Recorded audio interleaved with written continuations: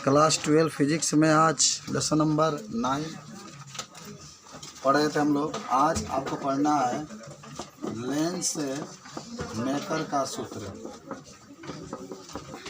किसका? Lens maker का सूत्र किताब में आपका दिया गया होगा। आज इसी का आपको तैयारी करना है और सिद्ध करना है। देखो, आज हम लोग पतले लेंस के लिए अपवर्तन का सूत्र स्थापित करेंगे। कौन से लेंस के लिए? हाँ, और दो कंडीशन में इसको सिद्ध किया जाता है। जब माध्यम एक समान होगा तब के लिए, जब माध्यम एक समान होगा तब के लिए, और जब माध्यम अलग अलग होगा तब के लिए आप सूत्र को क्या करेंगे? सिद्ध करेंगे। ठीक है, तो आज हम लोग शुरुआत करते हैं कि लिख लो, हेडिंग बना लो, लेंस मेकर का सूत्र। किताब में आपका लिखा भी गया होगा। ठीक है, और पहला लिख रहना कि जब माध्यम दोनों ओर एक समान हो। जब माध्यम दोनों ओर क्या हो? एक समान हो। ठीक है, आइए हल करते हैं। जब लेंस के दोनों ओर माध्यम एक समान हो, पहला कंडीशन। देखो, बहुत खतरनाक है ये। जब आज पर न्यूमेरिकल भी देंगे, खूब लगाएंगे आप। जब लेंस के दोनों ओर, नहीं आएगा तो हमसे क्लास में मिलिएगा, पूछिएगा, मैं बताऊंगा। दोनों ओर माध्यम एक समान, एक समान।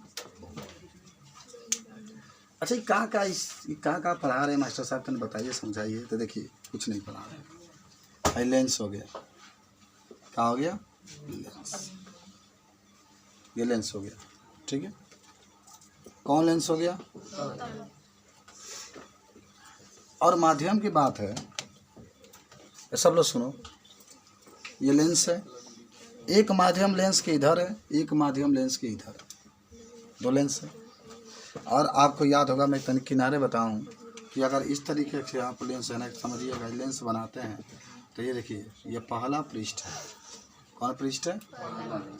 तो इधर कहीं ना कहीं इसका वक्रता केंद्र होगा, जिसका नाम लिख लो C1 होगा ना। ये पहला पृष्ठ है। इसका जब लेंस की बात करेंगे तो ये इधर होगा, और इसके लिए आप लिख सकते हैं C2। हमें दिक्कत नहीं क्या? नहीं में, अरे गोले का एक केंद्र होता है, एक इस तरीके से। मान लो काट के उड़ा डाला तो बन ना गई परत है, तो आखिर कहीं ना कहीं एक केंद्र तो जाकर मिलवे करी है जा। वैसे केंद्र एक है, माने कहीं ना कहीं एक केंद्र होगा, माने बड़ा बनाओगे तो मिलेगा। गोले के केंद्र को हम लोग पकड़ता केंद्र का। ठीक है, तो कहने का मेरा मतलब है कि आपको आराम से समझाने के लिए इसको हम पहला पृष्ठ लिख देते हैं नीचे। ये पहला पृष्ठ है, बढ़िया से समझे ना। ये दूसरा पृष्ठ है। अच्छा, पहले हम समझा दें इसके लिए सूत्र क्या आएगा। इसके लिए सूत्र यही आएगा, 1/f बराबर n-1 1/r1 -1/r2 है। ये सूत्र आपका है, किताब में आपका लिखा भी गया। देखो ना, मिला है किताब में? क्या तुम बेमन से पढ़े, निकालो कुछ। क्या अपनी संख्या आपका है कितना हो? 337 पर है आपका, 337 पर। एक पन्ना उल्टेंगे तो 338 पर एक फार्मूला दिया गया। अच्छा सुनो, इधर सुनो, पहले चित्र बनाते हैं। चलो, तो इस पृष्ठ के लिए, पहला पृष्ठ के लिए यहाँ पर C1 लिख लो। ये दूसरे पृष्ठ के लिए यहाँ पर क्या लिख लो? C2 लिख लो। लिखा गया? लिखा गया ना? आराम से समझना। इधर कोई वस्तु रख दो। अच्छा सुनो, लेंस के दोनों तरफ माध्यम का एक समान है। लेंस के दोनों तरफ माध्यम चला है कि अपवर्तनांक के n माना जा, तो है ना, तो n1 है, इससे कोनो मतलब है नहीं के है ना n2 रही। लेंस में अपवर्तनांक अलग अलग होगा ना, तो देखना। ये हवा है, हवा में n1 अपवर्तनांक माने हो, तो कांच में अपवर्तनांक क्या होगा? कोई पूछे कि हवा और कांच में अपवर्तनांक किसकी अधिक होती है? हवा की। अरे पढ़े होंगे, n बराबर किसकी होगी? C/V। तो जिसकी अपवर्तनांक अधिक होगी उसमें चाल कम होगा। तो इसका मतलब भाई कांच का अपवर्तनांक अधिक होगा, क्योंकि कांच में प्रकाश की चाल कम होता है। ठीक बात। अब एक बात बताओ मुझे, चलो मना गया, n1 है। जब माध्यम के दोनों ओर माध्यम समान हो तो n1 नहीं लिखे तभी कोई बात नहीं, कांच का अपवर्तनांक n2 होगा। अब सुनो कहानी क्या होगी। यहाँ से प्रकाश की किरण जा रही है, गई, ये जाकर पहले पृष्ठ पर टकराई। अच्छा, एक अभिलंब खींचेंगे, यहाँ से अभिलंब खींचेंगे, यहाँ से। ये अभिलंब है, कहाँ है अभिलंब है मालूम है? ये गोला है, आई केंद्र है, इसको मिलाओगे तो कितने अंश का कोण बनता है? हमेशा 90 डिग्री कोण बनता है, इसीलिए अभिलंब हम कह रहे हैं। और सुनो कहानी कहाँ हो, ये अभिलंब है, ये क्या है? अभिलंब है। तो अब बताओ मुझे, जब प्रकाश से किरण जाएगी तो जाने का मतलब क्या होगा? अभिलंब की ओर झुक जाएगी ना, इस तरीके से। इसको जाना चाहिए ऐसे, कहाँ जाना चाहिए? ऐसे, लेकिन अभिलंब की तरफ कहाँ हो जाएगी? झुक जाएगी। मेरे कहने का मतलब है कि जो प्रकाश से किरण जा रही, देखो इसको जाना चाहिए था ऐसे, लेकिन अभिलंब की तरफ कहाँ हो जाएगी? झुक जाएगी। तो अब देखो इसमें होगा क्या कि ये जाएगी, तो जाएगी माने जा करके यहाँ पर एक प्रतिबिंब बनेगा जिसको आई डैश कहते हैं। मैं एक्चुअल में ऐसे ही जाएगी, ठीक है। आई डैश ये पहले पृष्ठ के लिए, दूसरा मतलब पहले पृष्ठ के लिए प्रतिबिंब आपका है, अभिलंब की ओर झुक करके जाएगी।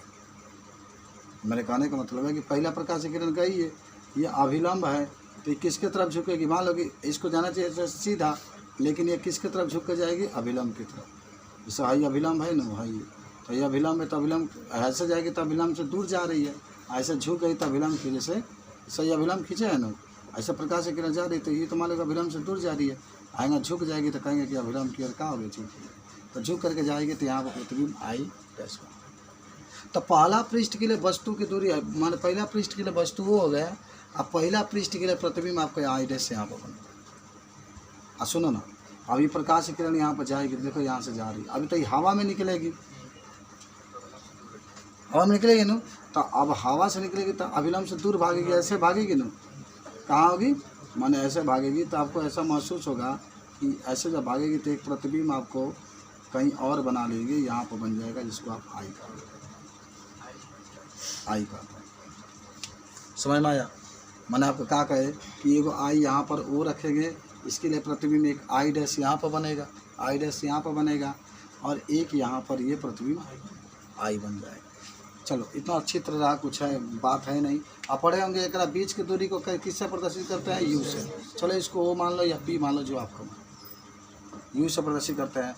हाई जब होगा तो इसके लिए क्या लिखेंगे? R2 लिखे ना, इसके बीच की दूरी को। ये प्रतिबिंब है तो इसके, ये प्रतिबिंब इसके लिए बना है तो भी लिख लीजिएगा, क्योंकि इस पर आके विक्षेप बन रहा है। और यहाँ से इस परत से इसके जो बीच की दूरी होगी क्या हो जाएगा? V डैश हो जाएगा। और यहाँ से यहाँ ये देखो ये C1 है ना, यानी इसका मतलब है इसके बीच की दूरी को R1 दिखा दीजिए इस तरीके से। समझ रहे? पूरा ये मैंने आपको दिखा दिया, समझ गए? अरे पढ़े होंगे ना, C2 है तो R2 हो जाएगा, O है तो U हो जाएगा, I है तो V हो जाएगा, C1 है तो R1 हो जाएगा, I डैश है तो V डैश हो जाएगा। दूसरा बार प्रैक्टिस में इसको उतारना, ठीक है। चलो अब एक चीज़ हम बताएं तुम लोग को कि कल सूत्र हम लोग सिद्ध किए थे, कल तो पढ़े नहीं थे। क्या मालूम है? यन बाई, याद करो, यन बाई V माइनस 1/U बराबर N माइनस 1/R, ठीक है ना। हम चाहें तो इसके जगह पर ये भी लिख सकते हैं। आप पढ़े होंगे N बराबर क्या होता है? N2 बटा N बराबर N2 बटा क्या होता है? N1, N2 बटा N1 N बराबर। तो अगर आप चाहें नो, तो अगर आप चाहें तो N की जगह पर N2 बटा N1 रख देंगे, तो माने अगर आप चाहें तो इस रूप में भी लिख सकते हैं, N2 बटा V माइनस N1 बटा U बराबर N2 माइनस N1 बटा R। ये भी एक सूत्र होता है। हमेशा दूसरा में से पहला घटेगा, हमेशा दूसरा में से। अब पहला बताओ क्या है? दूसरा में से पहला घटा रहे हैं, मालूम है? क्योंकि यहाँ पर N2 का मान हमेशा अधिक होता है, क्योंकि ये कांच है, तब N1 तब N2 माइनस N1। तो सुनो ध्यान से, एकदम आराम से समझना। इसी सूत्र का है, कल आप परसों सिद्ध किए थे, इसको याद है ना? इसको चाहते इस रूप में, इसी सूत्र का प्रयोग करके हम लोग सिद्ध करेंगे। तो सबसे पहले जानते हो क्या लिखना? पहले पृष्ठ के लिए, पहले पृष्ठ के लिए, पहले पृष्ठ के लिए। तो पहले पृष्ठ के लिए देखो, सुनो इधर, अब बताओ V का है? प्रतिबिंब है ना, IU का है? वस्तु का दूरी। तो पहले पृष्ठ के लिए लेंगे तो देखो, पहले पृष्ठ के लेंगे तो N2 का है, बाद वाला अपर्तनांक, तो पहला अपर्तनांक N1 है, पहला पृष्ठ यही ले रहे हैं, ठीक है। अब बाद वाला का है N2, तो बाद वाला N2 है, तो बाद वाला N2 लिखा आ गया, चलो ठीक है।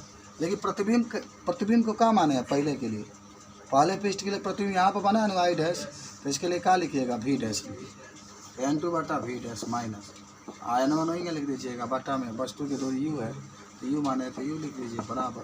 ऐसा क्या लिखा जाएगा?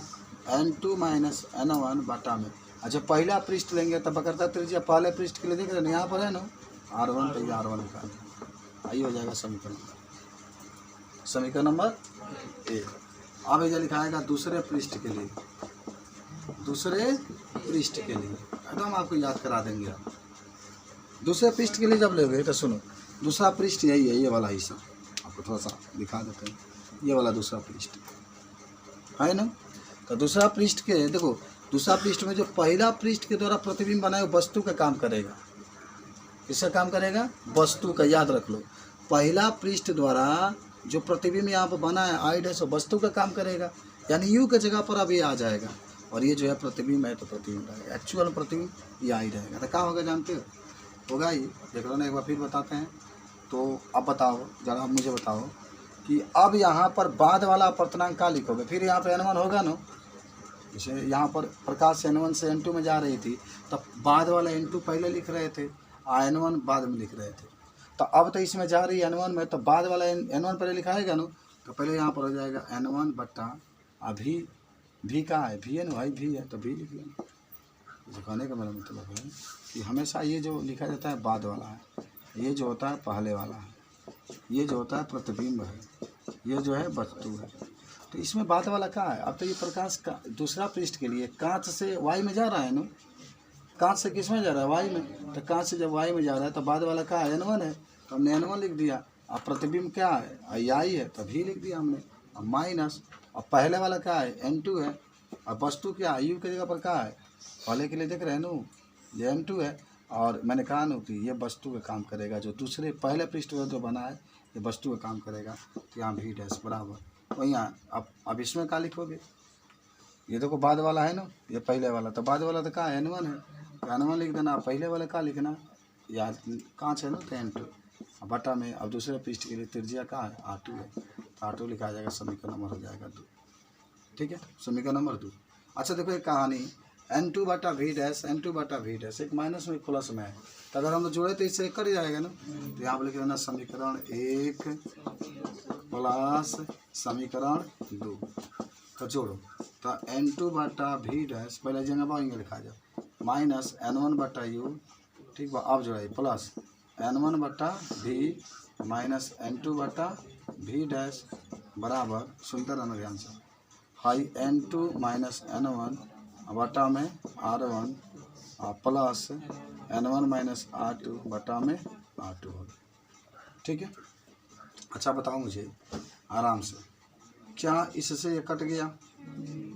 ये पहले लिखा जाएगा n1 बट्टा भी माइनस n1 बट्टा यू बराबर।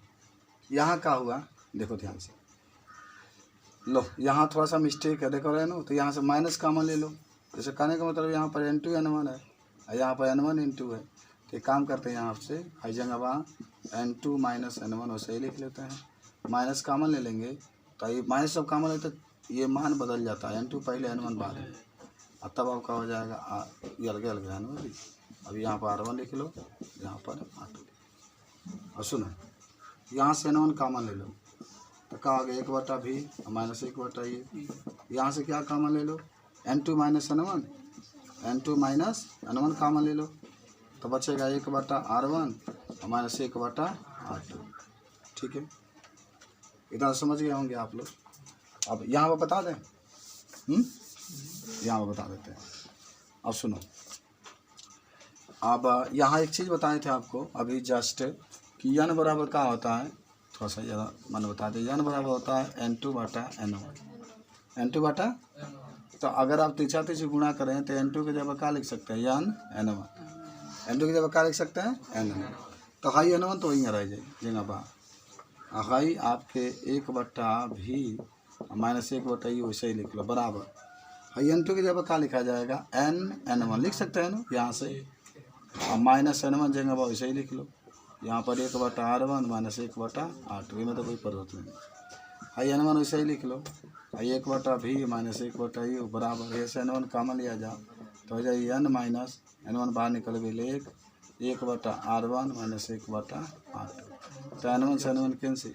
अब आप पढ़े होंगे 1 बटा यह बराबर क्या होता है? 1 बटा भी माइनस 1 बटा यू होता है ना, पढ़े हैं ना आप लोग, 1/f बराबर, तो जहाँ 1/v जहाँ 1/c होता है 1/f लिखा सकता है, तो 1/f बराबर n माइनस a और 1/r1 माइनस 1/r2, इस तरीके से आपका सिद्ध हो गया, ये सिद्ध देख लो, ये है डेरिवेशन। आप पहले लिखिए इसको, तो समझा रहा हूँ।